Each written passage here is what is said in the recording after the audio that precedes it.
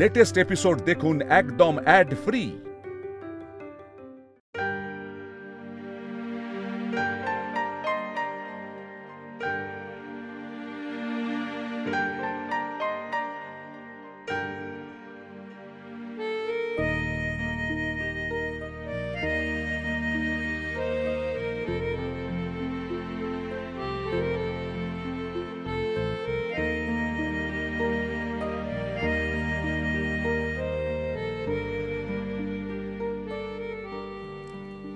আলোটা জ্বালো।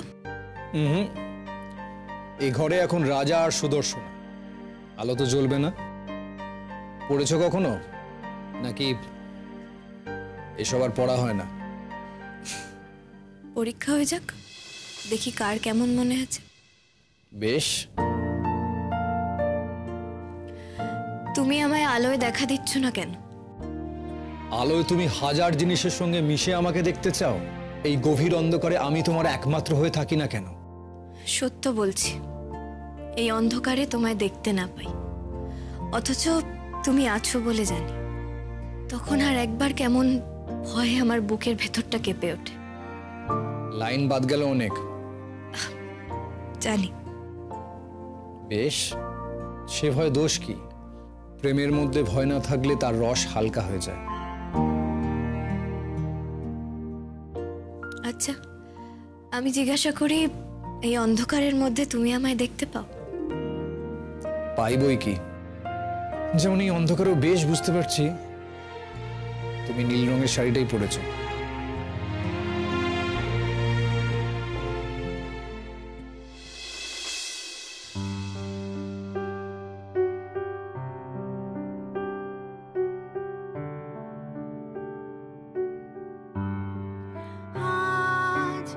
জ্যোৎস্না রাতে সবাই গেছে বনে, আজ জ্যোৎস্না রাতে সবাই গেছে বনে। আমি জানতাম তুমি এটাই পড়বে।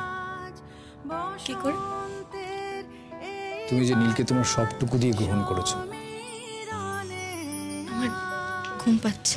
জ্যোৎস্না রাতে সবাই গেছে বনে, আজ জ্যোৎস্না রাতে সবাই গেছে বনে, আজ যাব না,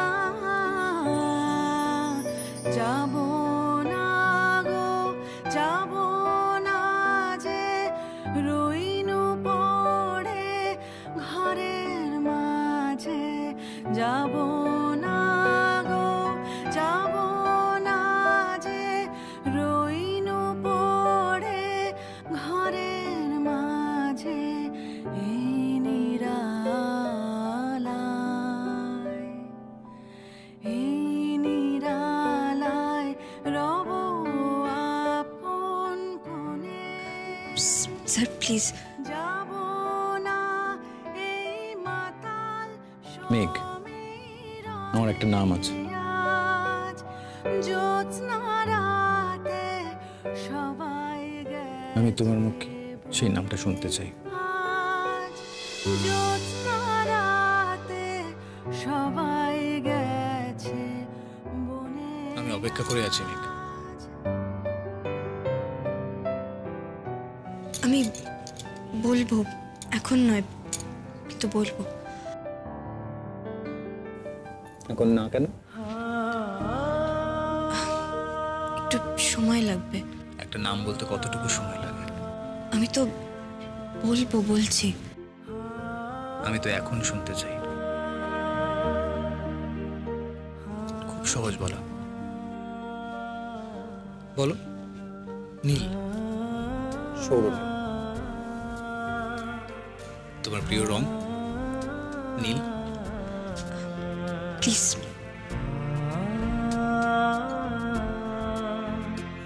তোমার প্রিয় রং কি মেঘ? নীল। তোমার প্রিয় মানুষ?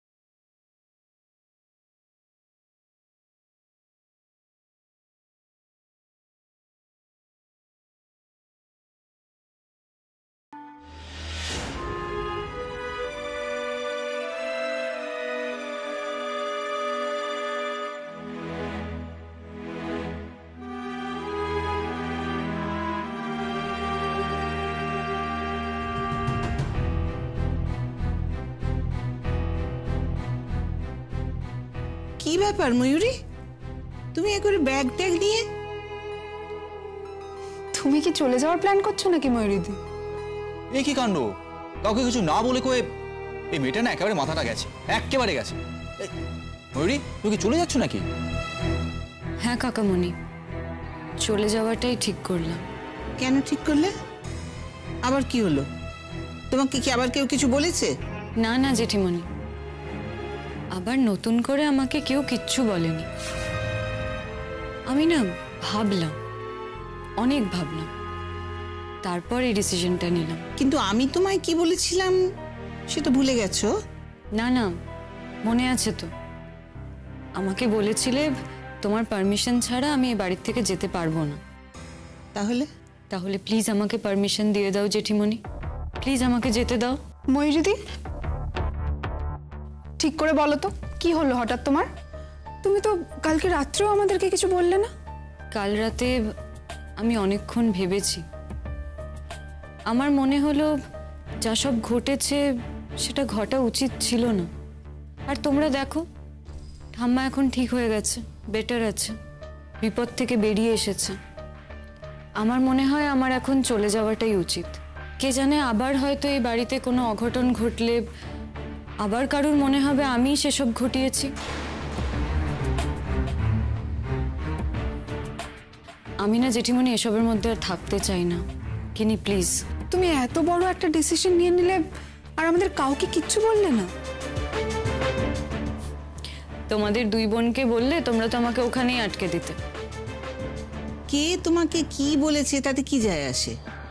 আর যারা তোমাকে বলেছে এই বাড়িটা তো শুধুমাত্র তাদের নয়। আমি বলছি তুমি এখন এই বাড়িতে থাকবে, ওরা তো অষ্টমঙ্গলায় যাবে, তখন তুমি ওদের সাথে যেও। প্লিজ জেঠিমণি, একটু বোঝার চেষ্টা করো। আমার না সারাক্ষণ মনে একটা ভয় হচ্ছে, খালি মনে হচ্ছে আর কিছু ঘটে যাচ্ছে না তো এই বাড়িতে? আমি কোনো ভুল করে ফেলছি না তো? আমি কারোর ক্ষতি করে ফেলছি না তো ভুল করে? এভাবে কি করে থাকা যায় বলো তো এই বাড়িতে? কাউকে এক গ্লাস জল দিতেও ভয় করছে, কারোর ঘরে যেতেও ভয় লাগছে, কিন্তু হচ্ছে। এভাবে কি করে থাকবো আমি? আচ্ছা দিদিভাই, তুই এভাবে কেন ভাবছিস বলতো? না ভেবে উপায় কি বলতো? যে ঘটনায় আমি ছিলামই না, সেই ঘটনায় আমি দোষী হয়ে গেছি। তুমি কেন দোষী হবে ময়ূরী? আমরা কেউ কি তোমাকে কোনো দোষ দিয়েছি? মেঘ একটা বড় ভুল করে ফেলেছে, সেই জন্য তো যা বলার আমরা ওকে বলেছি। আর ঠাম্মি তো এখন ভালো হয়ে গেছে, মিটে গেছে ব্যাপারটা। এখন আমরা এই ঘটনা থেকে মুভ অন করব। আর মেঘ কোনোদিন এত বড় ভুল আর করবে না, ওর উপর সেই কনফিডেন্স আমার আছে। ওরা অপাত্রে নিজের কনফিডেন্স রাখছো ত্রিদীপ, তো ভরসা করো না, ঘা খেতে সময় লাগবে না।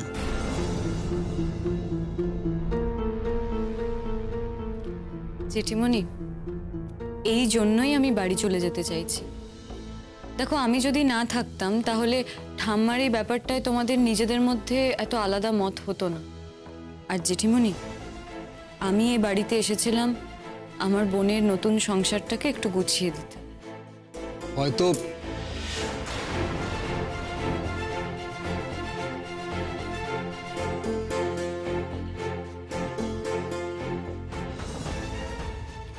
আসলে মেঘ তো ঘরের কাজ অনেক কিছুই পারে না, আমি পারি। তাই ভেবেছিলাম হাতে ধরে ওকে সবকিছু একটু শিখিয়ে দেব, সেই জন্যই আমি থেকে গিয়েছিলাম। এ আবার কোনো একটা স্কিম করছে মাথার মধ্যে, একে আমি বিশ্বাস করি না। আর কেন যে মা বাবা সবাই ময়ূরীকে অন্ধের মতো। আর তাছাড়া তোমরা তো দেখেছো, আমার এই বাড়িতে থাকা নিয়ে বাবিরও আপত্তি ছিল, বাবিও আপত্তি জানিয়েছে। এখন মনে হচ্ছে সেদিন বাবির কথা শুনলে হয়তো এখন এত কিছু হতো না। আর আমি বাবির কথা না শুনে নিজেকে এরম একটা সিচুয়েশনে এনে ফেললাম। বাবি ভেবেছিল আমি এখানে থাকলে একটা অশান্তি হতে পারে, তাই আমাকে নিয়ে যেতে চেয়েছিল। আর আমার মাথায় খেয়াল চাপলো যে আমি আমার বোনের শ্বশুর বাড়িতে থেকে ওকে হেল্প করলে এতে অশান্তির কি আছে? আর এটাই তো আমার করা উচিত, দিদি হিসেবে আমার তো সেটাই করা উচিত। তাই তোমরা যখন বৌভাতের দিন আমাকে থেকে যেতে বললে আমি থেকে গেলাম। নিজের বাড়ি ছেড়ে, নিজের বন্ধু বান্ধবদের ছেড়ে আলাদা এখানে এতদিন আমি থাকলাম, কিন্তু দেখো বাবির আশঙ্কাটাই ঠিক হলো। আমার এখানে থাকাতে এই বাড়িতে কত অশান্তি হয়ে গেল। কেন নিজেকে দোষী করছো? তোমার জন্য কোনো অশান্তিই হয়নি, হয়েছে অন্য কারোর জন্য।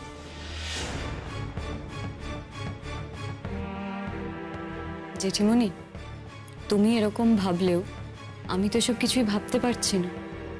তুমি নিজেই বলো, তোমার সঙ্গে নীলের এর আগে এরকম মন কষাকষি হয়েছে কখনো?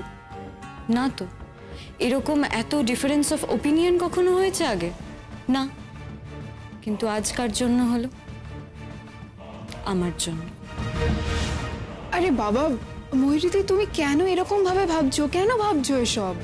এক্স্যাক্টলি, দাদা ভাইয়ের সাথে আমাদের ডিফারেন্স অফ ওপিনিয়ন তো তোমাকে নিয়ে নয়, অন্য কাউকে নিয়ে। অন্য কাউকে বলতে তুই কাকে মিন করতে চাইছিস Mini? Come on, speak out, বল।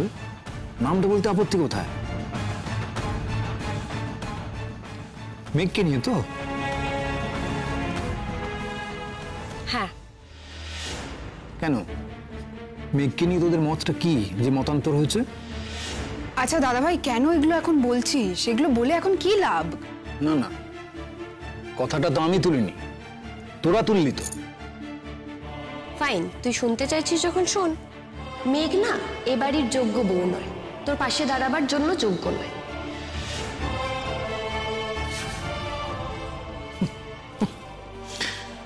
তোদের দেখলে না আমার মাঝে মাঝে মনে হয় তোদের জন্ম হওয়া উচিত ছিল 19th সেঞ্চুরিতে। তোরা ভুল করে এখন জন্মে গেছিস। আমার পাশে কাকে মানায় সেটা তো আমি ঠিক করব, তোরা নিশ্চয় করবি না। আর যাকে আমি ঠিক করব এবং যে আমাকে ঠিক করবে তাকে অপমান করার অধিকার তোদের নেই। এবারই যোগ্য বউ, আগে তোরা নিজেরা ওর যোগ্য হ, তারপর ওর যোগ্যতা মাপতে যাবি। ননসেন্স।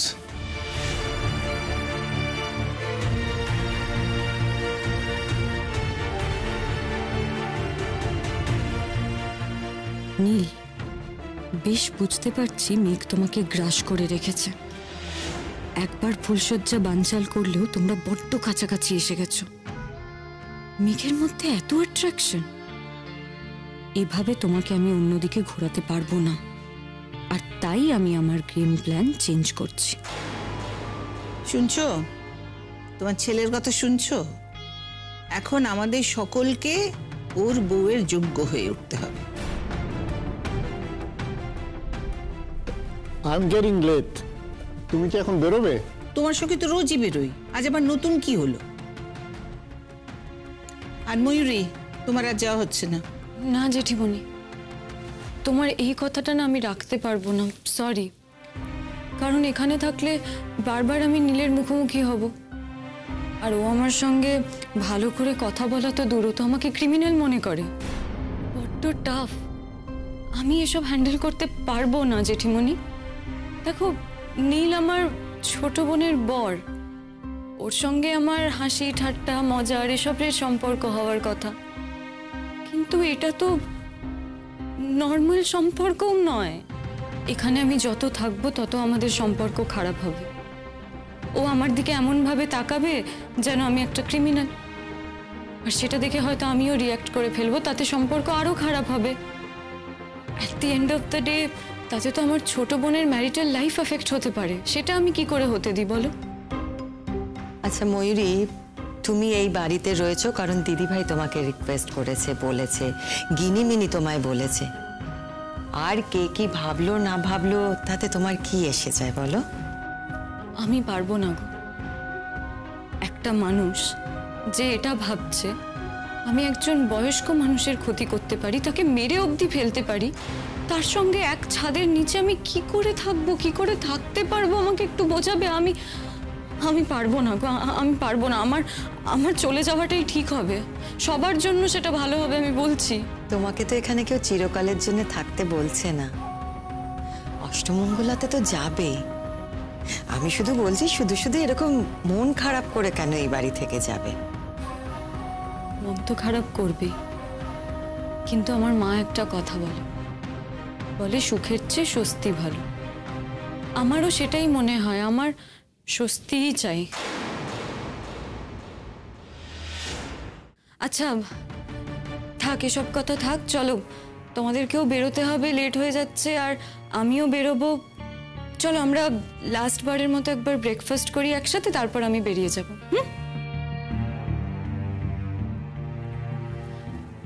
বলো কাকিমণি, আজ কি ব্রেকফাস্ট আছে? আরও জেঠুমণি তুমি বসো না, আমি হুশ করে খেয়ে নেবো। তুমি এভাবে দাঁড়িয়ে থাকলে আমার খুব খারাপ লাগবে। Well, I am done, thank you.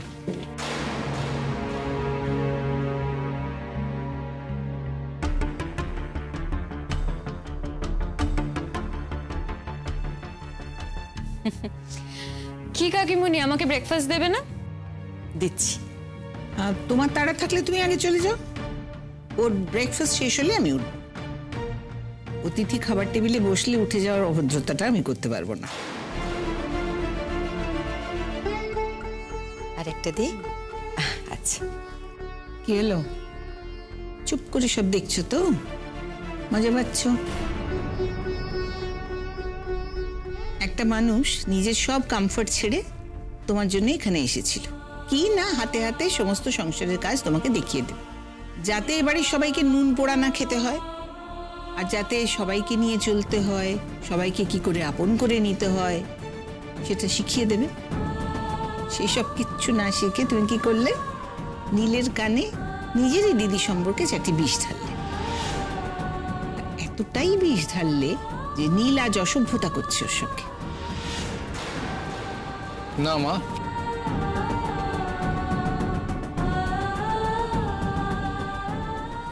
আমার কানে কেউ কিছু ঢালবে তারপর আমি কাউকে চিনবো, আমার নেচার সেটা নয়। আমি নিজের চোখে দেখি, নিজের কানে শুনি। আমি ভেবেছিলাম তুমি তোমার ছেলেকে চেনো। দেখে তো তেমনটা মনে হয় না। তুই কতটা নিজের চোখে দেখিস আর নিজের কানে শুনিস। আর তুমি এটা কি বুঝতে পারছো যে আজকে তোমার দিদি এ বাড়ি থেকে মন খারাপ নিয়ে মুখ কালো করে চলে যাচ্ছে স্রেফ তোমার জন্য? মেঘ, হতে পারে তুমি পড়াশোনায় খুব ভালো, তুমি গান বাজনায় ভালো, কিন্তু শুধু তা দিয়ে তো সংসার হয় না। আমিও পড়াশোনায় খুব ভালো ছিলাম, খেলাধুলায় ভালো ছিলাম, আমিও গান গাইতাম, কিন্তু সংসার করতে গেলে আরো অনেক কিছু শিখতে হয়। আর তার মধ্যে একটা বড় জিনিস হলো ভুল করলে বা অন্যায় করলে সেটা স্বীকার করে নেওয়া। আমি অবাক হয়ে দেখলাম যে তুমি একটি বারের জন্যও তোমার ভুল স্বীকার করে তোমার দিদিকে থেকে যেতে বললে না। মা,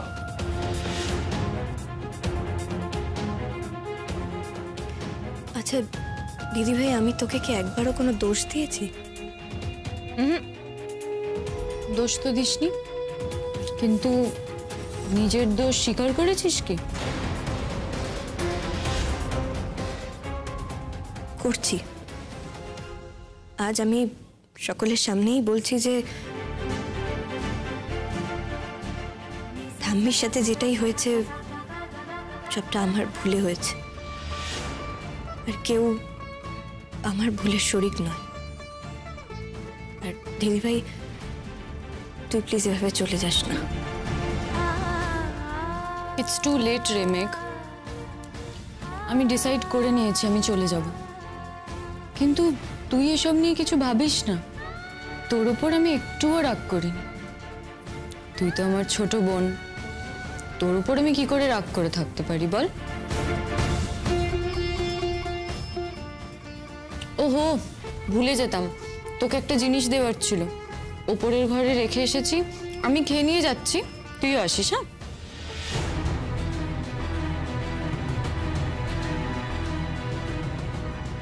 নীল, তুমি আমাকে বারে বারে ইনসাল্ট করছো। এই ইনসাল্ট তো ময়ূরী সহ্য করবে না। তোমাকে আমি বাগে ঠিক আনবো, কিন্তু অন্যভাবে। ওয়েট, তুমি আমার ওপর এভাবে আপার হ্যান্ড নিয়ে থাকতে পারবে না। I promise you that.